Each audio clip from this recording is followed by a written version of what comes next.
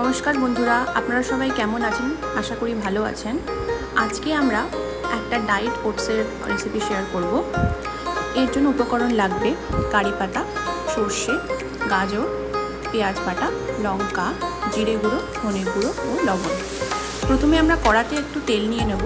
তেলের মধ্যে আমরা সর্ষে ফোড়ন দেব এবং কিছুক্ষণ সর্ষে ফোড়নটা দেওয়ার পরে আমরা কারি পাতাটা ফোড়নে দিয়ে দেবো এবং কিছুটা ভাজা হয়ে গেলে কারি পাতাটা আমরা পেঁয়াজ বাটা দিয়ে একটু ভালো করে নেড়ে নেব, যাতে পেঁয়াজটা একটু গোল্ডেন ব্রাউন কালার হয়।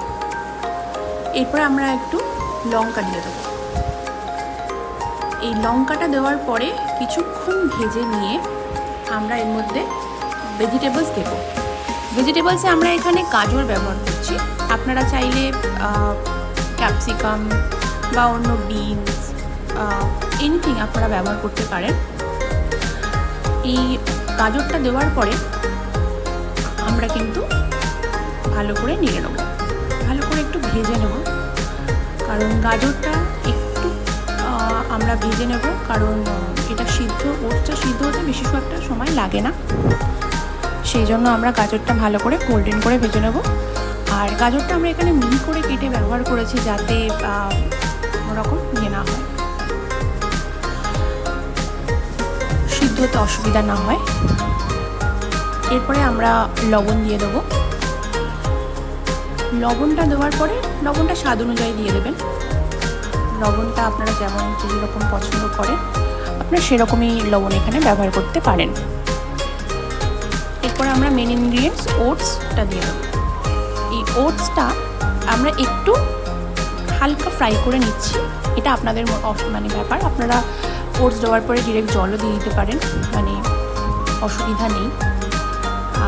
ওটসটা দেওয়ার পরে আমরা এখানে একটু জিরে গুঁড়ো এবং একটু ধনে গুঁড়ো অ্যাড করব। এটা অপশনাল, এটা আপনারা না দিলেও আপনাদের ওটসের রেসিপিটা কিন্তু খেতে ভালোই হবে। তো জিরে গুঁড়ো ধনে গুঁড়ো দেওয়ার পরে আমরা একটু ফ্রাই করে নেব ওটসটাকে। ওই পুরো উপকরণ গাজর, পেঁয়াজ, বাকি উপকরণের সাথে একটু নেড়ে নেব। নেড়ে নেওয়ার পরে আমরা কী করব, আমরা এখানে জল দিয়ে দেবো, যাতে ওটসটা সিদ্ধ হয়। এবং ওটসটা জল দেওয়ার পরেই আমরা এটাকে সিদ্ধ হতে দিয়ে দেবো। সিদ্ধ খুব একটা বেশি করার দরকার নেই, তার কারণ ওটস সিদ্ধ হতে খুব একটা সময় লাগে না। তো আপনারা এখানে ওটসটা মোটামুটি 1 মিনিট 2 মিনিটের মতো সিদ্ধ করলেই যথেষ্ট। এমন কিছু সময় ওটস কিন্তু সিদ্ধ হতে লাগে না। আমরা এখানে কুইকারের ওটস ব্যবহার করেছি।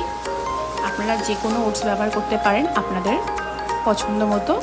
রোল্ড ওটস যদি আপনারা ব্যবহার করেন তাহলে কিন্তু একটু বেশি সিদ্ধ করতে লাগবে, আর যেগুলো নর্মাল ওটস পাওয়া যায় সেগুলো করলে আপনাদেরকে অতটা অসুবিধা নেই। এবং সিদ্ধটা হয়ে গেলে আমরা কি করব, আমরা সার্ভ করব। আমরা এখানে ওটসটাকে সার্ভ করছি সিদ্ধ ডিমের সাথে সকালের ব্রেকফাস্টের জন্য। এটা খুবই উপকারী।